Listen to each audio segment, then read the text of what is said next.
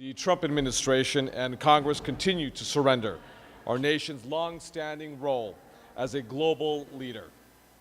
Rather than stepping up to the challenges before us, Donald Trump is ducking his responsibility as leader of the world, vacating the world stage at a time when American leadership is vital to the future of our planet and our children.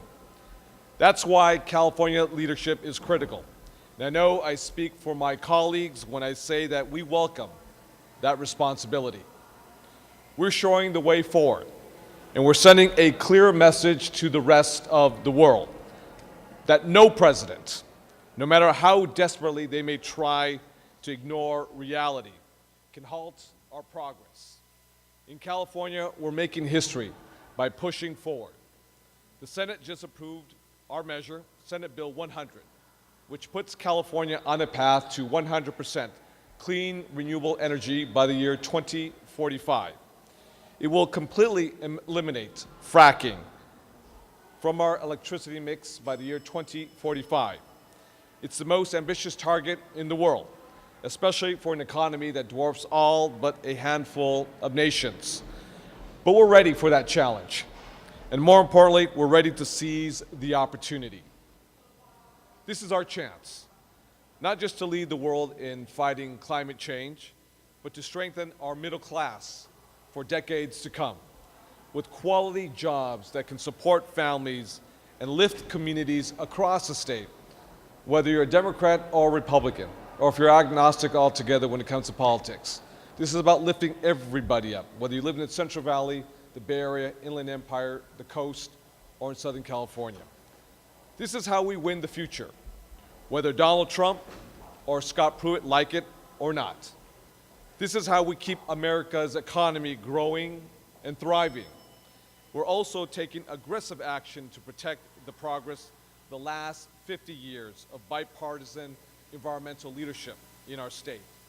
By passing the Preserve California legislative package yesterday, we ensure that no matter what the President or the Congress do, California won't lose the protections of landmark federal environmental laws, like the Clean Water Act, like the Clean Air Act, and the Endangered Species Act and the Safe Drinking Water Act. This package protects our public lands from being auctioned off to polluters, and also ensures that California continues to make policy based on the best available science, not alternative facts from polluters or those with an agenda to pollute our environment. Now in California, we believe in facts as well as science. And this will be a model. This will be a model for other states to follow to shield our residents from Congress's onslaught on public health and environmental safeguards. I'm extremely proud of the work of our senators here in the California State Senate. What they have done is quite incredible. I am grateful for their leadership as well as their commitment. And I'm looking forward to working with our colleagues in the Assembly and to send these bills to the governor. With that, I'll turn it over to our wonderful senator who has a measure that we'll be discussing today that is from down south in Los Angeles, Senator Henry Stern. Thank you very much. Thank you. Thank you, Mr. Pro Tem. As the joint author of Senate Bill 49, I am the resident environmental lawyer, I suppose, who has to push this measure through, but we cannot govern based on hope and faith that somehow the Trump administration is going to wake up tomorrow and realize that climate change is real, that it is caused by man. So we need insurance. And to me, this is a form of Trump insurance here to make sure that our clean air, our clean water, and our values aren't subject to the whims of a president who can't get through a day without changing his personality entirely. I was very disappointed, along with Pro Tem and many of my colleagues here, in terms of the decision to pull out of Paris. One slight or swerve from Macron, small little social slights driving global climate policy and the future of mankind, I think is a scary place to be. But I think the message is very clear from the California State Senate that while the rest of the country may be thrown into chaos by know-nothings, here we're staying the course, we're committed to our values, and for all those out there who are subject to pollution in this state, whether you live in the Central Valley, down in East LA, or even out in my communities in Porter Ranch, where we had 10,000 families kicked out of their homes from the largest methane leak in history, all those people will sleep better tonight knowing that the Senate has their back. Thank you. Thank you. Thank you so much. Thank you so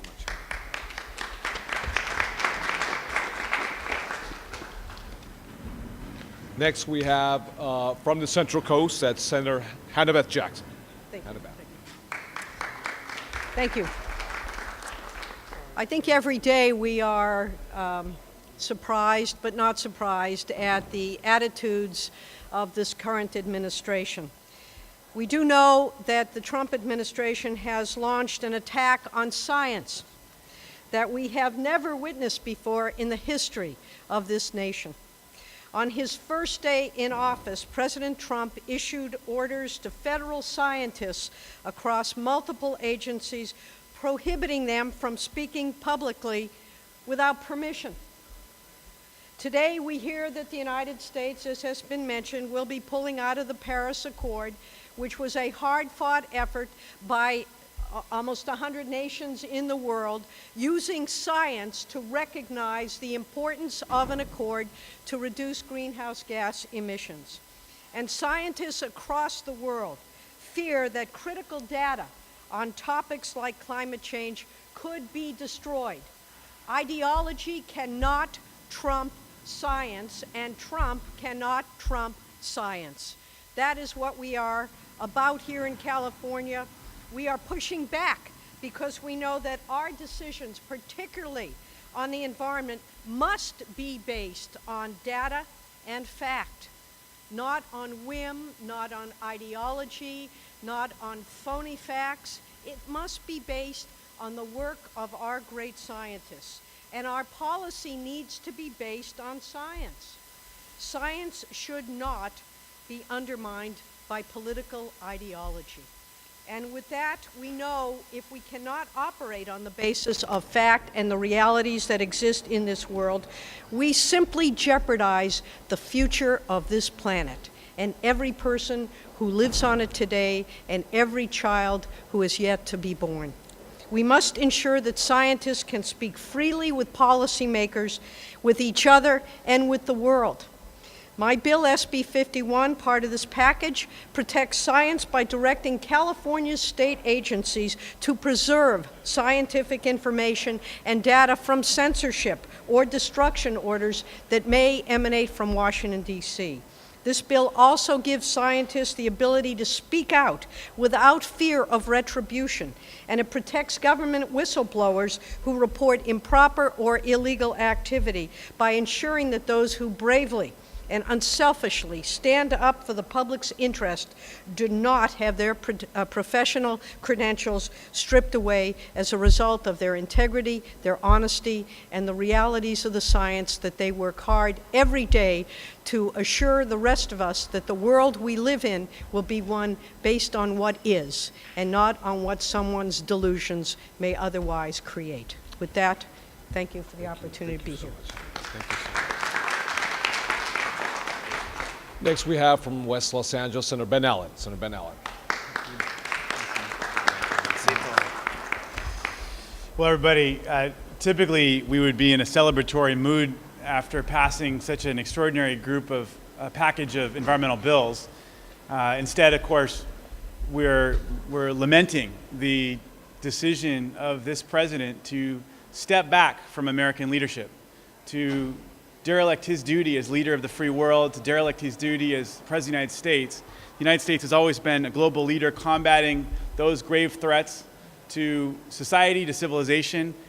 President Obama stepped up with his colleagues to continue that mantle of American leadership, and President Trump has stepped back in such a profound and disappointing way today. Now, each of these bills, of course, are in response to several serious threats that we felt coming, so perhaps we shouldn't be surprised by this decision. And I just want to talk briefly about SB50 that we were able to pass yesterday out of the Senate that responds to a very serious threat that's been out there with regards to the use and the sovereignty, the sanctity of federal public lands. The sad truth is that there are people in the government right now in Washington who would like to see the federal government sell off, lease public lands, that sacred public trust that has been passed down to us from past generations, to the highest bidder, to folks who want to exploit the lands, who want to mine, extract, who want to sell off public lands for private gain. And SB50 effectively seeks to block that sort of activity here in the state of California by requiring the federal government to offer the state right of first refusal, the California State Public Lands Commission right of first refusal, if there's any attempt to try to sell off or lease public federal lands. And we will make sure that our registrar recorders are not able to record the deed of sale if they don't follow this special procedure that offers right of first refusal to the state.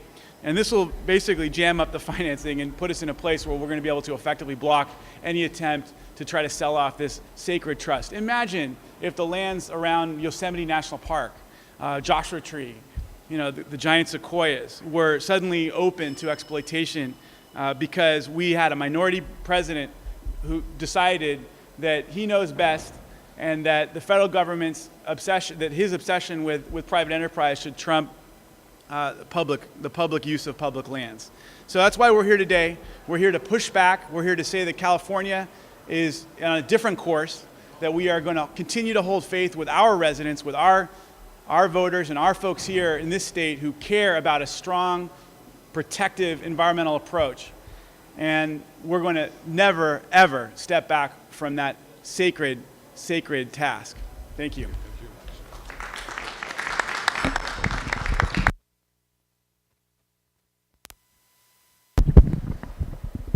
Thank you very much. Last but not least, among the senators, and then we'll have two individuals, one from University of California at Davis and one from University of California at Riverside.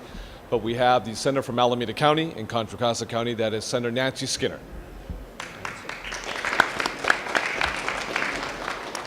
Thank you. Actions by the White House have made it totally clear that we can no longer trust or rely on Washington, D.C. to uphold our nation's strong clean air, clean water, and environmental regulations that all of us across the country have come to rely on. Trump, as you know, has already proposed to cut the fuel efficiency of vehicles, to slash the budget for the Endangered Species Act, and to decimate our Environmental Protection Agency with significant budget cuts and eliminate over a quarter of the agency's workforce, of the jobs of EPA. And as was already mentioned, the new announcement today that Trump wants to pull out of the Paris Climate Agreement, isolating the United States further. Most of the other countries of the world, large and small, are part of that historic agreement. But California will forge on. We will forge on with, as Senator de Leon has indicated, with the bill passed today, our 100% renewable energy goal. We will also forge on with the protections, whether they were in the Clean Air Act or fuel efficiency, different a little bit, but all of the different environmental protections that California has come to rely on, that Trump is threatening. We will make sure that our state enforces those laws and we continue to be a beacon of environmental protection. And that's what the package of bills that we're talking about today do. And when we return now to the question of our 100% renewable energy, generating electricity from renewable sources means you can generate it right here. The sun and the wind, they're right here in California. So that means that our power plants will be in California.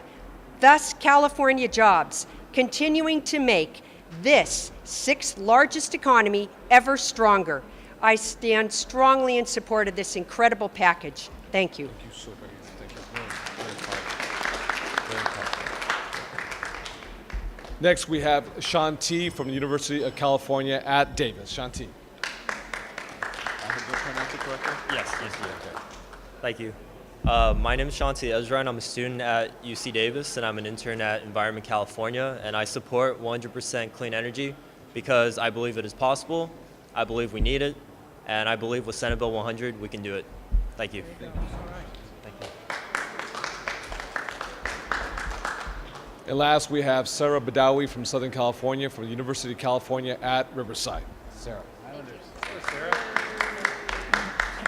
I'm also an intern at in Environment California, and sorry, thank you. And I also believe that SB100 is a great bill because the air quality in Riverside is horrible, and I just want a cleaner future for my family and friends. Thank you. Thank you so much. Okay. What we can do is we can open up to questions. We have Senators Ben Allen, Skinner, Mr. Stern, as well as Senator Hannah Beth Jackson, myself, as well as the two students from UC Davis and UC Riverside, as well as a whole collection of experts, and activists when it comes to both climate as well as the environment. So why don't we open up to, yes, sir, questions? Senator De Leon, with Senate Bill 100, does the petroleum industry have a future in California? And if so, what role or what do you envision for the future of the petroleum industry in California? The fossil fuel industry is strong. There's no question about it. And the fossil fuel industry is not going to disappear tomorrow or the next day or the next year.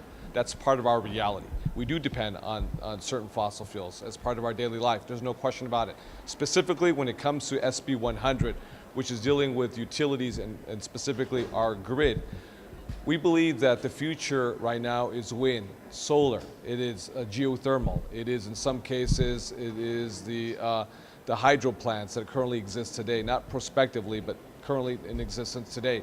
We believe there's three objectives with SB 100. Provide a tax cut, a tax break for consumers of California. What does that mean? When you open up your utility bill, we want you to pay less money out of your pocket to turn your lights on and turn them off, to heat your room and to cool your room. Two, decarbonize our economy. And lastly, create jobs. We've created 500,000 jobs in the clean energy space, energy efficiency, renewable space, whether it's distributed generation or utility scale, as well as transportation electrification, as well as electric vehicles. This is the future. We can't go backwards. We have to move forward to make sure we provide economic growth in the state of California. Senator, yes. Considering today's announcement from Washington, what's the plan if California loses its waiver to protect our higher fuel efficiency standards? Well, two separate things right there. On the issue with regards to Paris, it is distressing for all of us, especially those of us who were actually in Paris and in Peru the year previous, and I know Senator Nancy Skinner was in Copenhagen, Denmark, at the Conference of Parties. You've had almost every single nation in the world agree to this accord, and a very important global accord, but two nations, Nicaragua and Syria. So Donald J. Trump will be joining Syria, as well as Assad, as well as Daniel Ortega in Nicaragua, as the only nations in the world, who are not part of the Paris Accord. I don't think that's a good group, and that's not a good look for America, for the rest of the world. We're abandoning our responsibility. So what California will do, we will forge ahead with our agreements with other national governments as well as other subnational governments, Ontario, Quebec, national governments such as Mexico. And be mindful about one thing too. Well, this is happening in Washington, because right now perhaps they're debating in Washington, there's elements within the White House as well as the Congress, if the earth is still flat or not. We're moving forward with a plan to put people to work, decarbonize the economy, and clean the air. The Chinese, the Mexicans, the Canadians, the Germans, they're in the state capitol on a monthly basis. So what Donald J. Trump is doing today is he's serving on a silver platter to the Chinese, the clean energy space, to be the global leader. Right now, today, we are the global leader. And California leads the way, and we will continue to lead the way with or without Donald Trump.